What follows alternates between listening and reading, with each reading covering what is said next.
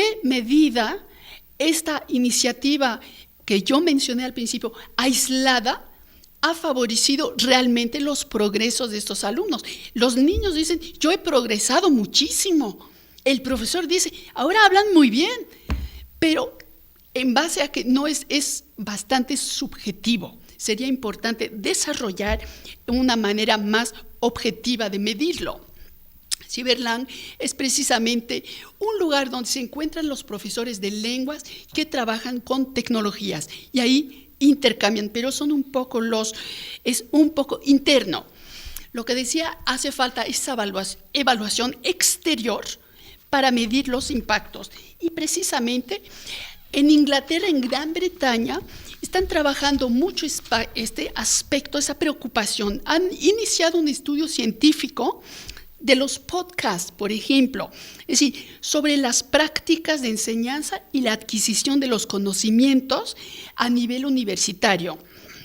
Son varias universidades. Impala es Informal Mobile Podcasting and Learning Adaptation, de mayo del 2006, y se propone estudiar en qué medida la adquisición de conocimientos por medio del podcast difiere de un aprendizaje clásico o de enseñanzas a distancia existentes ya, porque hay que ver en qué medida va a favorecer algo o al contrario. El podcast en la universidad es mucho menos interactivo de la experiencia que yo les sometí.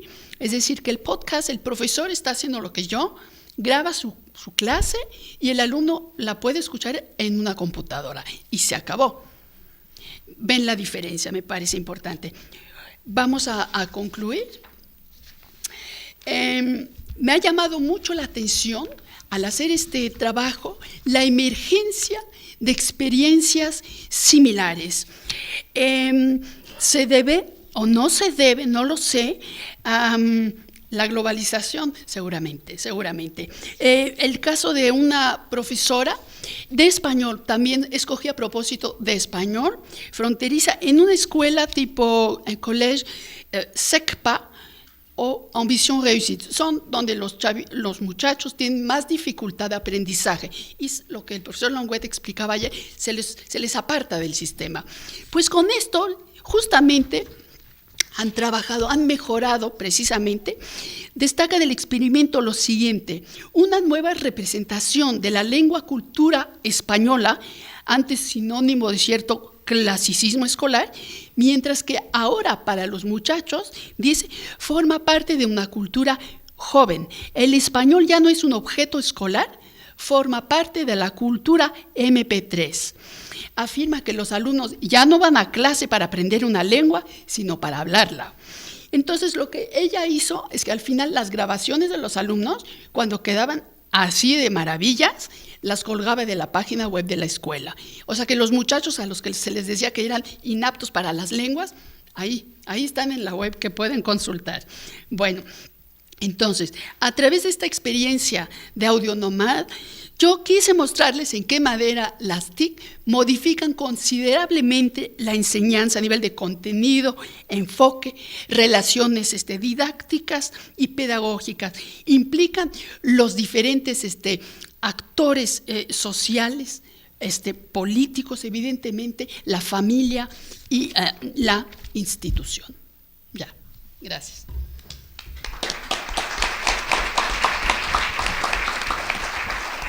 Gracias a la doctora Verónica Puig-Gibet por su excelente presentación. Ahora pasaremos a la sesión de preguntas. ¿Algunos de ustedes tienen algunas preguntas?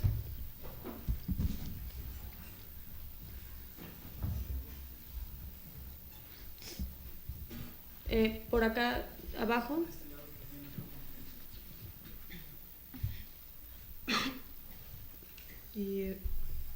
Bueno, antes que nada, felicidades por la presentación. No muy bien, pero a ver. Okay. Quisiera saber si tiene alguna página de internet o alguna bibliografía donde consultarla. Claro. Es que en la última página venía mi dirección. Ya sé. ¿Cómo no? Si no, luego se la doy.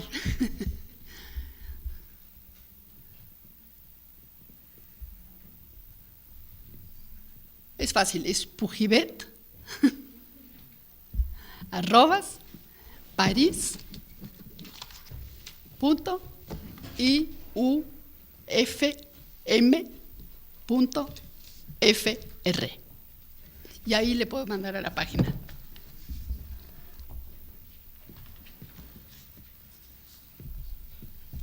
Ahí está. Ajá.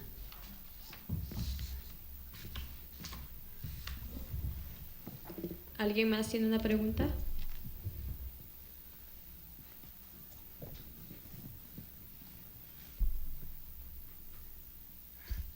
Muy bien. Entonces, nuevamente le agradecemos, doctora Pujibet, por su excelente presentación. Un fuerte aplauso nuevamente para pasar a la siguiente.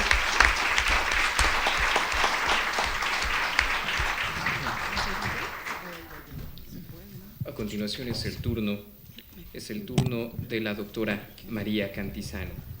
La doctora María Cantizano tiene de formación base trabajadora social en República Dominicana, luego sociología en la Universidad de Lovaina, la Nueva, en Bélgica. Tiene un doctorado en ciencias de la educación en la Universidad de París 10 en Nanterre. Es directora del Centro de Desarrollo Profesional de la Pontificia Universidad Católica Madre y Maestra en Santo Domingo. Tiene algunas publicaciones y artículos relacionados con la capacitación pedagógica universitaria y se desempeña como docente de asignaturas de francés como lengua extranjera y también como facilitadora en el diplomado y la especialidad en pedagogía universitaria. Bienvenida, doctora Cantizano, un aplauso para ella.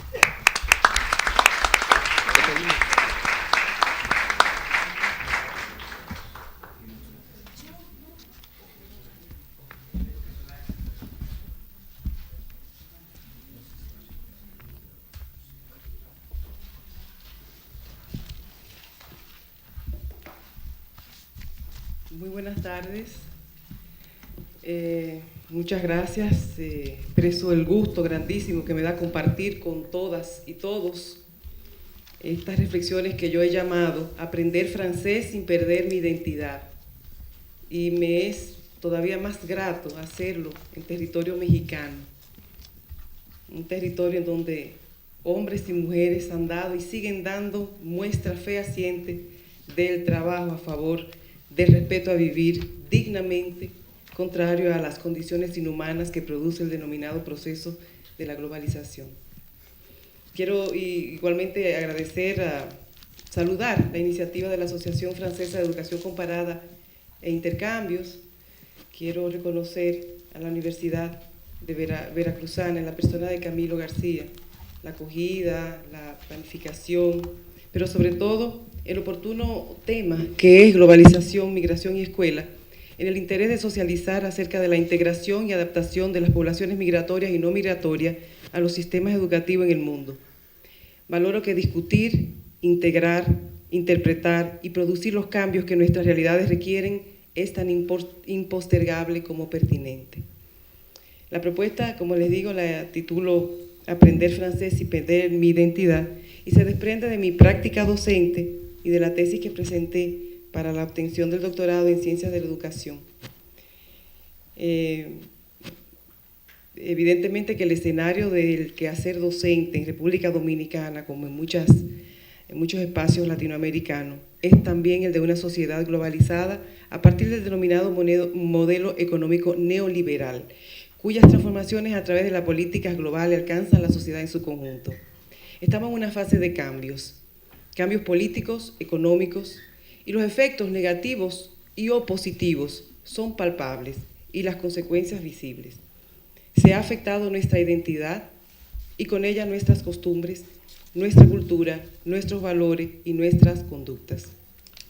Con relación a los sistemas educativos existe, en mi valoración, claras evidencias de su evolución en procura de la llamada educación global, cuya explicación la encontramos al conocer las nuevas exigencias que impone el modelo neoliberal al sector educación, reafirmando la necesidad de un único todo, la intención de una única lengua, una única cultura, con una única economía.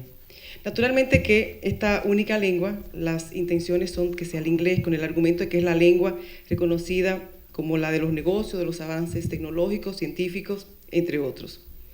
Yo personalmente soy defensora del aprendizaje de las lenguas extranjeras, en mi caso el francés.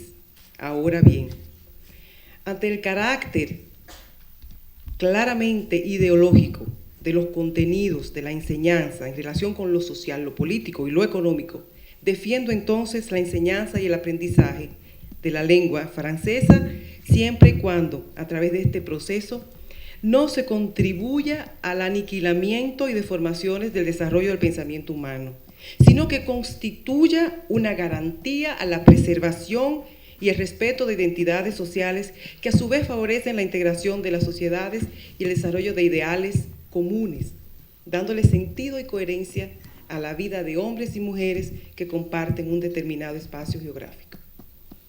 Ciertamente que aprender una lengua extranjera ha sido necesaria e importante a través de la historia humana. En apariencia, aprender una lengua extranjera era tan solo un asunto de ser culto. Sin embargo, las razones son diversas, complejas en relación a factores hegemónicos de carácter político, económico, pero también religioso. Desde una perspectiva pedagógica y didáctica, no sería muy difícil reconocer el peso que ha tenido el aprendizaje de las lenguas extranjeras a favor de un determinado modelo económico y el desarrollo hegemónico del mismo. Hay muchas coincidencias en las declaraciones, encuentros, acuerdos internacionales en torno a esta visión y a la elaboración de nuevos planes de estudio para todo el sistema educativo a escala mundial. En el caso de las lenguas extranjeras, la visión y concretización de nuevas políticas lingüísticas son expresadas en los diseños de las currículas, planes de estudio, proyectos de centro o cualquier otra denominación que se haya adoptado. Y aún pretendiendo ser formativos y culturales a través de la escuela, violentan la propia identidad cultural de los pueblos e irrespetan las diferencias culturales en detrimento de una sana, cordial y solidaria convivencia de la humanidad. Mi quehacer docente como profesora, como docente de lengua francesa, de lengua extranjera, tiene más de 20 años y me he sentido más que motivada, comprometida con poner mi experiencia al servicio del sistema dominicano, el sistema educativo dominicano, para las mejores causas de este sector y el de la sociedad en su conjunto. Las experiencias que me acompañan a lo largo de todo este proceso, en que he trabajado con diferentes grupos generacionales, niños, niñas, adolescentes y adultos también, es un recurso pedagógico que puede ser aprovechable. Esta actividad educativa la he llevado a cabo mayoritariamente con y desde el sector privado y en instituciones educativas diferentes, por ejemplo, la Alianza Francesa de Santo Domingo, pero también en la universidad, la única universidad pública que hay en República Dominicana, la primada Universidad Autónoma de Santo Domingo. Y ahora, como me presentaron, en la Pontificia Universidad Católica Madre y Maestra. Yo voy a presentar un condensado breve de la historia dominicana en relación a los vínculos con Francia. Voy a presentar un poco las políticas lingüísticas y educativas como escenario que concretiza este interés y la necesidad de aprender una lengua extranjera, y la propuesta curricular de aprender francés, que fue mi trabajo de tesis. La República Dominicana, en el interés del aprendizaje de la lengua, conocemos aquí de República Dominicana, ¿verdad? La isla compartida con Haití en el Caribe, la hermosa isla, media isla de playa, palmeras, sol, merengue. Ya vamos por los 8 millones de habitantes, 2 millones han emigrado principalmente a Estados Unidos. Lamentablemente, nosotras las mujeres, cuando ellas han emigrado, es un trabajo, es el denominado trabajo de mariposas nocturnas, y desempeñan su trabajo en bares, en nightclub, y mandan las remesas a Santo Domingo. Esta población, este territorio dominicano, recibe entonces 74% de los emigrantes que están en Santo Domingo son haitianos. El interés en el caso de Dominicana, esto para que nos situáramos un poco, se corresponde a estas necesidades que yo presenté anteriormente. Compartimos la isla con Haití, una antigua colonia francesa durante más de 200 años. La República de Haití heredó la lengua francesa, convirtiéndose en la lengua oficial junto al creol. Sin embargo, la República Dominicana nunca consideró este hecho a pesar de la proximidad de la lengua materna, el español, al francés. Históricamente, razones de índoles políticas y raciales han contribuido para mantener esta situación. Las relaciones nuestras con Francia datan del siglo XVII, cuando España y Francia firmaron el Tratado de Ryswick en el 1697, y Francia se apropiaba de la parte occidental de la isla, lo que es Haití. Más tarde, en 1795, con el espíritu colonialista en el momento, se apropia Francia de la isla entera. Nos dejaron un legado de manifestaciones culturales, sociales y jurídicas. Hasta la fecha, el sistema jurídico dominicano se nutre del Código de Napoleón. Por eso, el francés es obligatorio en todas las facultades de Derecho, en todas las universidades dominicanas. Tenemos también, sentimos en el territorio dominicano una influencia francesa a partir de la Declaración de los Derechos Humanos y de la Mujer, le agrego yo, y la civilización de corte humanista. Sin embargo, un dato interesante, la guerra contra Alemania no le permitió a Francia en 1916-1914 pronunciarse en contra de la primera ocupación norteamericana en territorio dominicano. Se trataba de que Francia tenía la esperanza de que Washington interviniera junto a ellos en la Primera Guerra Mundial. Y esta situación nos distancia de Francia. La República Dominicana formaba parte de la zona de influencia política, económica y militar de los Estados Unidos, quienes eran los aliados de Francia en las luchas contra Alemania nazi y el comunismo soviético. Entonces, eso no favoreció las relaciones que sí en algún momento tuvieron con Haití. Pero además, o por fortuna, la excepción a la regla la estableció el general de Gaulle en el 1965, coincidencialmente en la segunda ocupación e intervención norteamericana en territorio dominicano. Fue un cambio de actitud desde nosotros hacia los franceses con esta protesta. Ya a finales de los 70, Francia abre las primeras oficinas de relaciones comerciales en Santo Domingo. Aunque fue cerrada, fue reabierta en 1996. Razones internas de Francia, no por razones de conflicto. Desde una perspectiva económica, en la actualidad hay muy buenas relaciones con franco-dominicana. Hay un capital mixto en varias empresas, mixto público-privado, en el sector de la construcción, en la industria alimenticia y en la industria hotelera. Samaná, por ejemplo, la península de Samaná, en el noreste de la isla, tiene una presencia francesa extremadamente fuerte. Tanto es así que ya tenemos situaciones como que en restaurantes no se nos está queriendo dejar hablar español. Atención con esta situación de migración. Pero la industria, el turismo francohablante es el más significativo en Dominicana, en el marco de la importancia que tiene la industria turística para la economía nacional. Más de un 50% de los turistas son de habla francesa, con lo cual la comunicación en francés se ha tornado mucho más necesaria. Luego tenemos ya el acuerdo con la Convención Lomé y otras relaciones de tipo educativas, científicas, tecnológicas.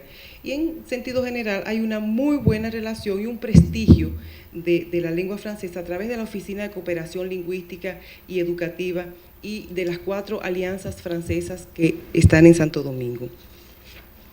Yo quiero llamar la atención para lo siguiente.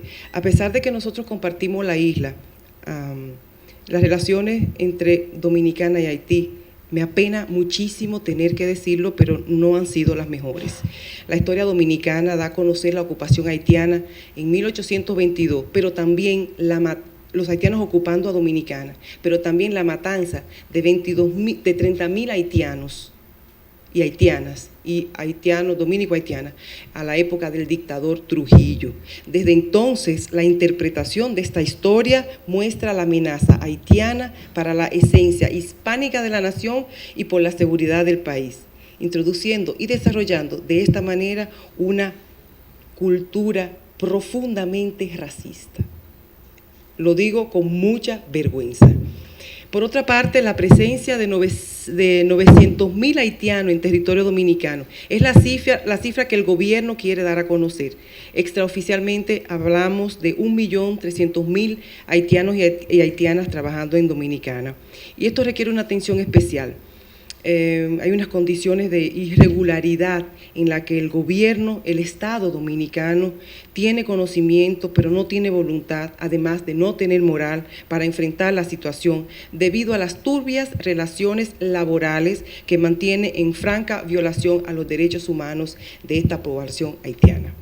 Es un secreto a voces que se acepta esta situación fundamentalmente porque favorece una mano de obra muy subvaluada. Cruzar la frontera dominico-haitiana es un verdadero comercio y las autoridades lo saben. El número de migrantes, yo les decía, creo que me equivoqué cuando dije las cifras, de un 64% del total de migrantes en territorio dominicano. Hay que conocer un poco, vamos a obviarlo, pero la vivencia de los haitianos en las plantaciones, las pocas plantaciones de cañas que quedan y en los llamados batelles, les llaman incluso el pequeño Haití. Entonces, bueno, un poco en este contexto, la pregunta que quizá uno dice, sí, pero bueno, ¿y por qué entonces aprender francés en Dominicana? ¿En función de cuáles criterios es la lengua francesa y no la alemana o la italiana la que ocupa el segundo lugar entre las lenguas de gran difusión? La explicación que yo le daba de las decisiones mundiales globalizantes explican un poco esto.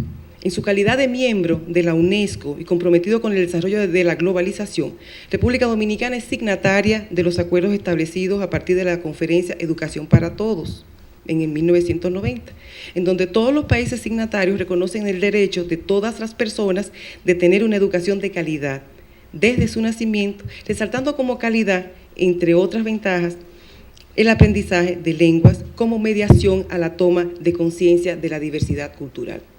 A partir de entonces asistimos a la primera política pública en materia de educación. Primero un proyecto de la reforma agraria, de la reforma de la educación dominicana, que provocó una ley general de educación y un segundo nuevo plan decenal de educación. En ese plan decenal entonces se decide que el aprendizaje del francés y del inglés debía darse desde quinto de la primaria. Claro, en unas condiciones de mucha precariedad, porque no contamos, todavía hoy día, no contamos con la formación, la capacitación, ni pedagógica, ni de la lengua propiamente, en el caso de francés, que es el que a mí en este momento me compete. Nosotros no tenemos una política lingüística, porque el español es nuestra única lengua y es la lengua oficial. Solo, bueno, quizás al momento de crear el Ministerio de la Cultura se precisa que el español es la lengua a usar en todo el espacio dominicano. Pero como al llegar los españoles nosotros nos quedamos sin indios, sin indígenas, entonces las cosas se nos hicieron todavía mucho más fáciles, entre comillas. En este contexto, entonces, yo valoré la enseñanza-aprendizaje del francés, enfatizando una dimensión intercultural en procura de que los usuarios y las usuarias, mediadores culturales capaces de hacer conciencia en el marco de un mundo complejo, pudieran entonces desarrollar este proyecto. La propuesta fue y sigue siendo aprender francés, pero ya no a esta temprana edad de quinto grado. Yo propongo que sea desde la escuela maternal. Ya haberlo propuesto a la edad de 10 años, que es la edad promedio para primaria, quinto grado de primaria, ya eso causó todo un revuelo, desde los papás, las mamás, el profesorado. Ellos planteaban, bueno, y eso conviene, no será muy muy temprano para los muchachitos, las muchachitas, como decimos nosotros, valdría la pena, conviene desde el punto de vista del desarrollo lingüístico y cognitivo con relación a esa edad. ¿Cuál sería la relación entre esta lengua y el desarrollo afectivo y social de los niños y las niñas? Pero nosotros seguimos adelante y emprendimos el proyecto que denominamos Atelier Creatif, un taller creativo por la modalidad de trabajo que nosotros llevábamos a cabo. El hecho de que el escenario institucional fue la Alianza Francesa definió en sí mismo, en términos pedagógicos, la manera institucional de proceder. Nosotros fuimos pioneros o pioneras en este proyecto. En Dominicana era la primera vez que el francés se trabajaba a esa edad, pero nos dimos a la tarea y nos lanzamos. Las reacciones en el proyecto no se hicieron esperar porque, ¿cómo procedimos nosotros? Nosotros tuvimos limitaciones fuertes, limitaciones a nivel de la institución. La Alianza nunca había desarrollado un proyecto como este. Nosotros teníamos un recurso a manuales de francés, que lo que hicimos fue un collage, un pegamento. Entendíamos que esta parte pudiera ser interesante y así fuimos trabajando. Pero además, nosotros mismos, la formación era completamente inadaptada al público con el que trabajábamos. Consultamos experiencias en Argentina, en algún sitio en Estados Unidos, en Noruega, en Dinamarca, en Alemania, como lengua extranjera, pero seguíamos nosotros enfrentando situaciones difíciles. Falta de motivación que se expresaba en la reiterada muestra de aburrimiento. Los niñitos y las niñitas, bueno, nos decían que ese tema no le correspondía, que ellos desconocían, que no tenía que ver con su realidad, que ellos no sabían de qué se trataba, que eso no se correspondía a su cultura. Resultado, decidimos retomar el proyecto con una práctica educativa diferente. Diseñar un currículo, y esta fue ya mi propuesta y es la propuesta que yo le he hecho directamente a la Secretaría de Educación. Diseñar un currículo adaptado a los objetivos generales de iniciación, sensibilización de la enseñanza, aprendizaje del francés, lengua extranjera, con una dimensión intercultural, valorando el enfoque intercultural como una necesidad fundamental en la adquisición de competencias lingüísticas necesaria a toda comunicación oral o escrita como garantía del desarrollo de actitudes interculturales y la adquisición de competencias existenciales o de saber hacer. La planificación, metodológicamente trabajamos esto de esta manera. La planificación se construyó progresivamente con y desde los niños y las niñas, a partir de una estructura de base, evidentemente, de las competencias básicas del aprendizaje de francés. De la misma manera procedimos para configurar los temas, para diseñar las estrategias y el ritmo del aprendizaje. ¿Qué, cómo, cuándo, con quién quieren hacer esto? Entonces ellos nos iban trazando las pautas. Evidentemente nosotros cuidábamos con celo la integración de los rasgos fundamentales de esta edad, es decir, los elementos cognitivos, afectivos, físicos, creativos y culturales propios de los niños, pero lo cultural propio de la realidad dominicana. Si bien el uso de la lengua en situación de comunicación habría de corresponderse con manifestaciones de nuestra identidad, incluimos también manifestaciones culturales de otras geografías, francófonas o no. Para el atelier, aprender francés no quería decir, ni quiere decir, aprender a decir lo mismo que se dice en español, pero en francés. No, es más que eso. Es aprender otras formas de hacer, de pensar, de sentir. Es otra visión del mundo. Es tomar conciencia de que cada sociedad vive y concibe diferente las situaciones fundamentales que constituyen su existencia.